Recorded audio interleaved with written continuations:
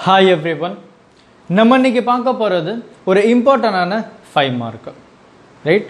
ரொம்ப இம்பார்ட்டன்டான 5 mark 12th standard பிசிக்ஸ்ல சாப்டர் 2ல இந்த டாபிக் இருக்கு. Microscopic model of current.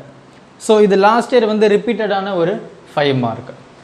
So microscopic model of a current அப்படின்னா என்ன அப்படின்றத நம்ம பார்த்துடலாம். ரொம்ப ரொம்ப சிம்பிளான ஒரு ஆன்சர் தான். கொஞ்சம் டெரிவேஷன் கொஞ்சம் கன்ஃபியூஸ் பண்ணுற மாதிரி இருக்கும், ஆனால் ரொம்ப ஈஸி தான். ஸோ நமக்கு ஒரு டயக்ராம் கொடுத்துருப்பாங்க. ஸோ இந்த மாதிரி ஒரு கண்டக்டர் இருக்குது இல்லையா? ஸோ இந்த கண்டக்டரில் நம்ம ஒரு ஏரியாவை நம்ம செலக்ட் பண்ணுறோம், ஒரு பர்டிகுலர் ஏரியா. ஸோ இந்த அளவு, ஸோ இதனுடைய டிஸ்டன்ஸை டிஎக்ஸ் அப்படின்னு சொல்லியிருப்பாங்க. சப்போஸ் இதில் இருக்கிற எலக்ட்ரான் வந்து ரைட்டா, ஸோ நம்பர் ஆஃப் எலக்ட்ரான்ஸ் இருக்கும். ஸோ அந்த எலக்ட்ரான் வந்து இந்த டைரெக்ஷனில் மூவ் ஆகுது. இதை நம்ம ட்ரிஃப்ட் வெலாசிட்டி அப்படின்னு சொல்லியாச்சு, எலக்ட்ரான் இல்லையா? ஸோ ரொம்ப சிம்பிளாக சொல்லணும் அப்படின்னா, இப்போது உங்களுக்கு ஒரு கேள்வி வரலாம். நமக்கு கொடுத்துருப்பாங்க, என்ன கொடுத்துருப்பாங்க அப்படின்னா, electric field from right to left அப்படின்னு சொல்லி கொடுத்துருப்பாங்க. ஏன் electric field right to left இருக்கும்போது ஏன் எனக்கு எலக்ட்ரான் இந்த டைரெக்ஷன் போகுது அப்படின்றது உங்களுக்கே தெரியும். நம்ம ஆல்ரெடி பார்த்துருப்போம். கன்வென்ஷனல் கரண்ட் அப்படின்னா என்னென்னு பார்த்துருப்போம், எலக்ட்ரான் கரண்ட் அப்படின்னா என்னென்னு பார்த்துருப்போம். ரொம்ப சிம்பிள் இல்லையா? ஸோ எனக்கு இந்த மாதிரி ஒரு கண்டக்டர் இருக்குது ரைட்டா? ஸோ கண்டக்டர் அப்படின்னாவே we will have more number of free electrons. Free electrons வந்து ரொம்ப அதிகமாக இருக்கும், அதை தான் நம்ம கண்டக்டர் அப்படின்னு சொல்லுவோம். அப்போது இந்த கண்டக்டரில் நான் வந்து ஒரு ஜஸ்ட் ஒரு பொட்டன்ஷியல் டிஃப்ரென்ஸ் கொடுக்குறேன் ரைட்டா? ஸோ அப்போ இது வந்து நமக்கு பாசிட்டிவ் இது நெகட்டிவ் அப்படின்னு உங்களுக்கே தெரியும். ஸோ நமக்கு தெரிஞ்சது என்ன, இந்த எலக்ட்ரிக் ஃபீல்டு வந்து higher potential to lower potential வந்து மூவ் ஆகும். விச் மீன்ஸ் இந்த இடத்துல இந்த கண்டக்டரில் எனக்கு எலக்ட்ரிக் ஃபீல்டு இந்த டைரெக்ஷனில் மூவ் ஆகும். நல்ல கவனி, எலக்ட்ரிக் ஃபீல்டு ரைட்டா?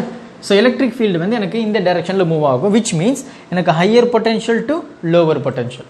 நமக்கு தெரியும் இல்லையா, பேட்டரியில் எப்படி கரண்ட் மூவ் ஆகும் அப்படின்றத நம்ம சொல்லியிருப்போம். ஹையர் பொட்டன்ஷியல் வந்து லோவர் பொட்டன்ஷியல், அதாவது பாசிட்டிவ் டு நெகட்டிவ். ஸோ இந்த கேஸில் இந்த கண்டக்டரில் எனக்கு எலக்ட்ரான் எந்த டைரெக்ஷனில் மூவ் ஆகும் அப்படின்றத சொல்லலாம். இப்போது எலக்ட்ரான் அப்படின்றப்போவே நமக்கு தெரியும், it is nothing but the negative charge இல்லையா? ஸோ நெகட்டிவ் சார்ஜ் உள்ள ஒரு எலக்ட்ரான். அப்போ நமக்கு இந்த இடத்துல பாசிட்டிவ் போகுது இல்லையா? ஸோ பாசிட்டிவ் போகுது. அப்போது விச் மீன்ஸ் தட் எனக்கு இந்த பிளேஸில் பாசிட்டிவ், இந்த பிளேஸில் எனக்கு நெகட்டிவ் அக்கார்டிங் டு திஸ் இல்லையா? அப்போது எனக்கு நெகட்டிவ், அதாவது எலக்ட்ரான் எல்லாமே எனக்கு நெகட்டிவ் அப்படின்றப்போ இந்த நெகட்டிவோ what will happen, will ripple இல்லையா?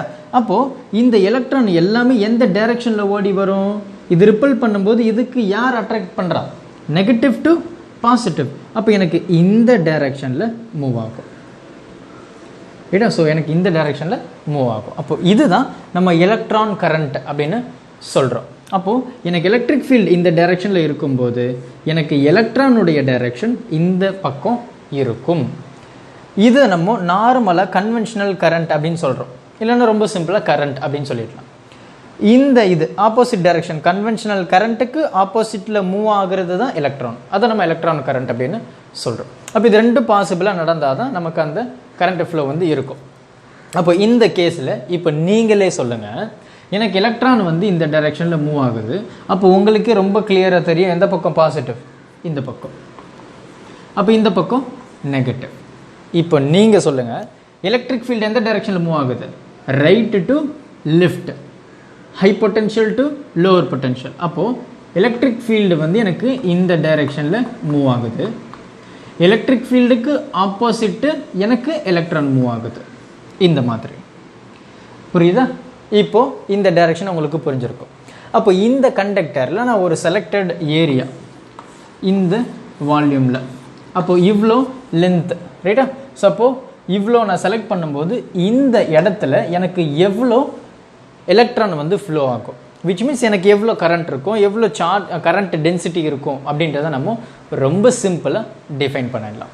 ஸோ இது என்ன, விடி அப்படின்றது ட்ரிஃப்ட் வெலாசிட்டி. ஸோ ட்ரிஃப்ட் வெலாசிட்டியை நம்ம ஆல்ரெடி படிச்சிருப்போம் இல்லையா? ஸோ விடி which is equal to minus mu electric field அப்படின்னு இல்லையா? மியூ அப்படின்றது என்ன, மொபிலிட்டி இல்லையா? ஸோ மியூ அப்படின்றது மொபிலிட்டி ரைட்? ஸோ அதுக்கு we know the value இந்த மைனஸ் அப்படியே எழுதியாச்சு. மியூக்கு பதிலாக E tau by m இந்த எலக்ட்ரிக் ஃபீல்டு E இல்லையா. ஸோ இதை தான் நம்ம ட்ரிஃப்ட் வெலாசிட்டி அப்படின்னு சொல்லிட்டு we have derived the equation இல்லையா. ஸோ அப்போது இந்த பர்டிகுலர் இடத்துல எனக்கு n நம்பர் ஆஃப் எலக்ட்ரான்ஸ் இருக்கும் இந்த லென்த்தில் இல்லையா. So n number of electrons இருக்கும்போது எல்லா எலக்ட்ரானுமே சேம் வெலாசிட்டியில் மூவ் ஆகுது, சேம் ட்ரிஃப்ட் வெலாசிட்டியில் மூவ் ஆகும்போது இதை நம்ம ரொம்ப சிம்பிளாக எழுதலாம். எப்படி எழுதலாம்? Drift velocity Vd which is equal to dx by dt.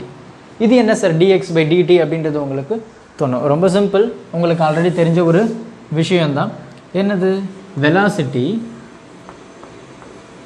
which is equal to displacement, right? displacement by time. இப்போ இங்கே அதுதானே சொல்லியிருக்கேன், வெலாசிட்டி டிஸ்பிளேஸ்மெண்ட் பை டைம், ரைட்டா. ஸோ அப்போ இந்த displacement dx which is equal to vd dt, கரெக்டா. இதை மட்டும் ஒரு பக்கம் வச்சுட்டு இந்த பக்கம் எடுத்துகிட்டு வந்துட்டேன். ஸோ அப்போது vd dtயை முடிஞ்சு போச்சு. ரொம்ப சிம்பிள். அப்போது எனக்கு ஒரு பர்டிகுலர் ஏரியாவில் எலக்ட்ரான் இருக்குது, எலக்ட்ரானுடைய டிஸ்பிளேஸ்மெண்ட்டை நம்ம கண்டுபிடிச்சாச்சு, dx which is equal to vd dt இல்லையா. அப்போது அந்த செலக்டட் ஏரியாவில், அந்த செலக்டட் வால்யூமில் எனக்கு எவ்வளோ எலக்ட்ரான் வந்து இருக்கும் இல்லையா, அதிகமான எலக்ட்ரான் இருக்கும் நமக்கு தெரியாது இல்லையா. ஸோ ரொம்ப சிம்பிளாக நம்ம n அப்படின்னு இன்க்ளூட் பண்ண போகிறோம். ஸோ அப்போது இந்த கிராஸ் செக்ஷனல் ஏரியா, இந்த லென்த், ஸோ ஓவராலாக நம்ம என்ன சொல்லுவோம்? வால்யூம் அப்படின்னு சொல்லுவோம். ஸோ அப்போ வால்யூம் ஈக்குவல் டு அந்த cross sectional area into length. So இதை தான் நம்ம ஓவராலாக வால்யூம் அப்படின்னு சொல்லுவோம் இல்லையா. So which is equal to இந்த ஏரியாவில், விச் மீன்ஸ் இந்த வால்யூமில் எனக்கு எவ்வளோ எலக்ட்ரான்ஸ் இருக்குது, எக்கச்சக்கமான எலக்ட்ரான்ஸ் இருக்கும். ஸோ நம்ம அந்த டேர்மை நம்ம ரொம்ப சிம்பிளாக இன்ட்டு n அப்படின்னு சொல்லியாச்சு, which means n number of electrons அந்த பர்டிகுலர் ஏரியாவில், சாரி அந்த பர்டிகுலர் வால்யூமில் எனக்கு n நம்பர் ஆஃப் எலக்ட்ரான்ஸ் வந்து இருக்குது அப்படின்றது தான் இந்த n டினோட் பண்ணுது. சரியா. ஸோ இதுக்கப்புறம் நம்ம என்ன பண்ண போகிறோம் அப்படின்னா ரொம்ப ரொம்ப சிம்பிளான சப்ஸ்டியூஷன் தான். ஸோ இந்த dx அதனுடைய வேல்யூ வந்து நமக்கு தெரியும். அப்போ சப்ஸ்டியூட் பண்ணிடலாமா?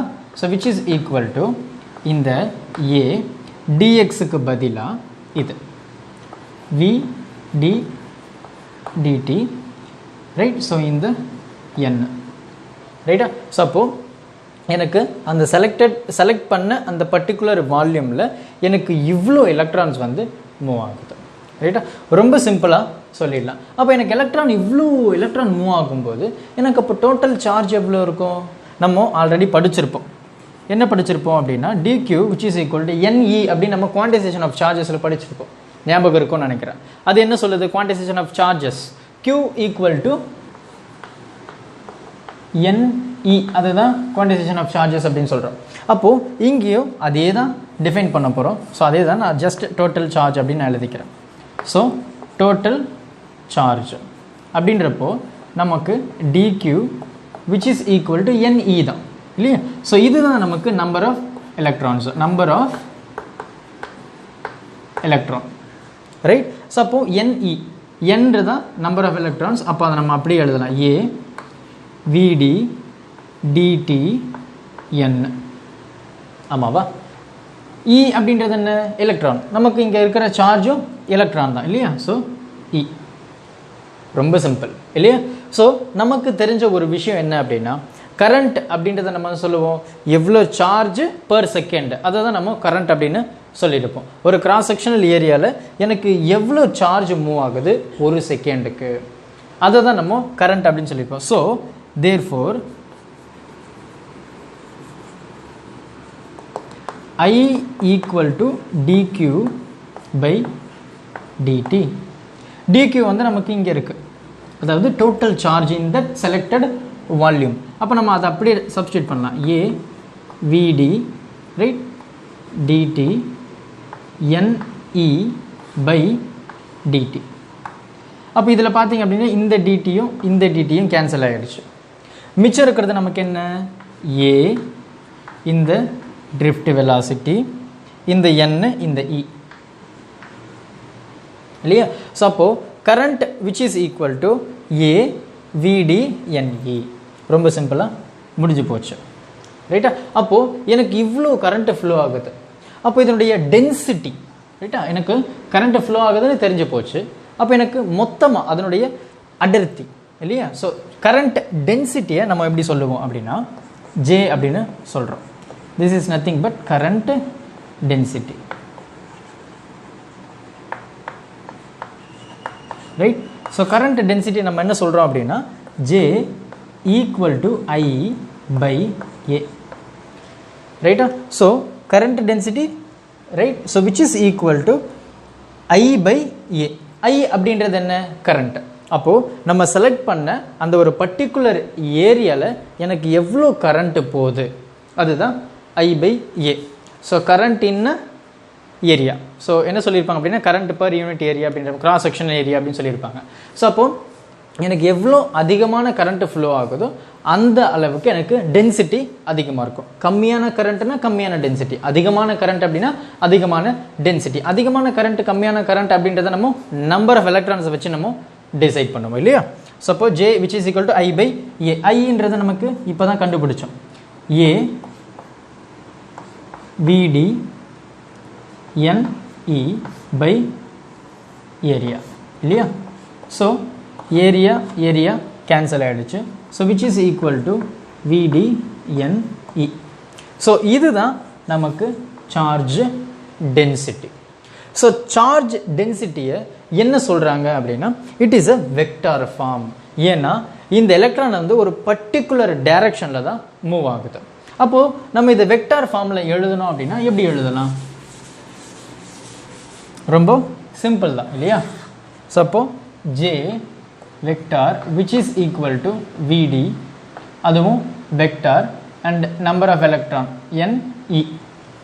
இது NE சார்ஜ். ரைட்டா? ஸோ அப்போ இந்த VDயை நம்ம எங்கேயோ பார்த்துருப்போம், இங்கே பார்த்தோம் இல்லையா? ஸோ அந்த வேல்யூ நம்ம இங்கே டைரெக்டாக சப்ஸ்டியூட் பண்ணலாம். அப்போது மைனஸ் E அந்த டவ் பை M இந்த எலக்ட்ரிக் ஃபீல்டு, தென் இந்த N, அதுக்கப்புறம் E. ரைட்டா? ஸோ இதை நம்ம ரொம்ப சிம்பிளிஃபை பண்ணிக்கலாம். இந்த E அப்படின்றது எனக்கு ஸ்கொயராக மாறிடும். So which is equal to minus E square tau NE by M இல்லையா? ரொம்ப சிம்பிளாக முடிஞ்சு போச்சு. ஸோ இந்த ஈயும் இந்த ஈயும் நான் மல்டிப்ளை பண்ணிட்டேன். ஸோ இப்போ E ஸ்கொயர் இந்த டவ் அப்படியே தான் இருக்குது, இந்த N அப்படியே தான் இருக்குது, இந்த எலக்ட்ரிக் ஃபீல்டு அங்கே போட்டாச்சு, இந்த M இங்கே போட்டாச்சு. இப்போது கண்டக்டிவிட்டி அப்படின்னு சொல்லிட்டு ஒரு டேர்மை இங்கே இன்ட்ரடியூஸ் பண்ண போகிறோம். ஸோ இந்த மொத்த டேர்மை, ரைட்டா, ஸோ அந்த மொத்த டேர்மை நான் என்ன சொல்கிறேன் அப்படின்னா கண்டக்டிவிட்டி அப்படின்னு சொல்கிறேன். ஸோ அப்போது J vector which is equal to இந்த சிக்மா அண்ட் E. ரைட்டா? ஸோ மைனஸ் இது இந்த மைனஸ் சிம்பிள், இந்த ஓவரால் இதனுடைய வேல்யூ நான் என்ன சொல்லிட்டேன்? சிக்மா அப்படின்னு சொல்லிட்டேன். இந்த sigma is nothing but the conductivity.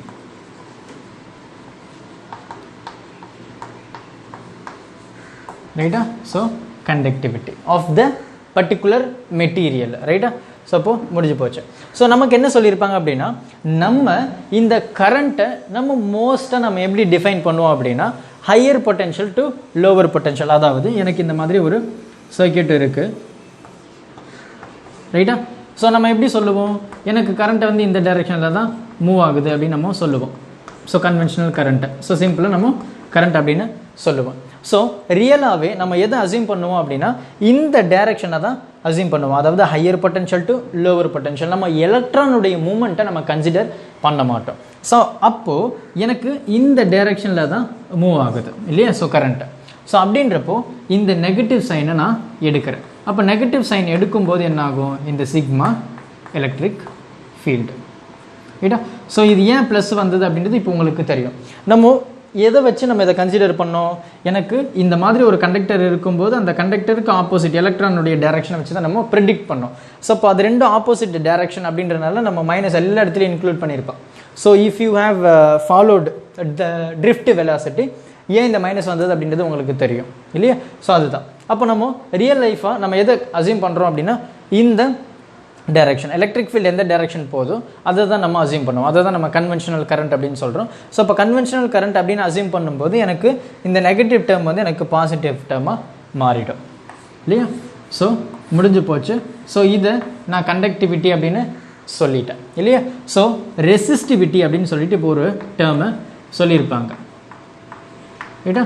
So resistivity அப்படின்றது ஒன்றும் கிடையாது, இந்த கண்டக்டிவிட்டியோடைய reciprocal, resistivity which is equal to 1/σ. அப்போ சிக்மாவுடைய வேல்யூ என்ன நமக்கு தெரியும், இதுதான் சிக்மா இல்லையா. So sigma which is equal to E² tau n/m. அப்போது ரெசிப்ரோக்கல் இல்லையா. ஸோ ரெசிப்ரோக்கல் ஆஃப் கண்டக்டிவிட்டி தான் எனக்கு ரெசிஸ்டிவிட்டி. அப்போ இதை நம்ம அப்படியே இன்வெஸ்ட் பண்ணிட்டோம் அப்படின்னா m/E² tau n ரைட்டா. ஸோ ரொம்ப சிம்பிள். இந்த ரெசிஸ்டிவிட்டியை நம்ம நெக்ஸ்ட் ஃபியூச்சர் டாப்பிக்கில் ரொம்ப டீட்டெயில்டாக பார்க்கலாம். ஸோ இந்த மைக்ரோஸ்கோபிக் மாடல் ஆஃப் கரண்ட்டில் டவுட் இருந்தது அப்படின்னா கமெண்ட் பண்ணுங்கள், உங்கள் ஃப்ரெண்ட்ஸுக்கு ஷேர் பண்ணுங்கள், நம்ம சேனலை சப்ஸ்கிரைப் பண்ணுங்கள், பக்கத்தில் இருக்கிற பெல் ஐக்கனையும் ப்ரெஸ் பண்ணிவிடுங்க. Thank you. Help others with a smile.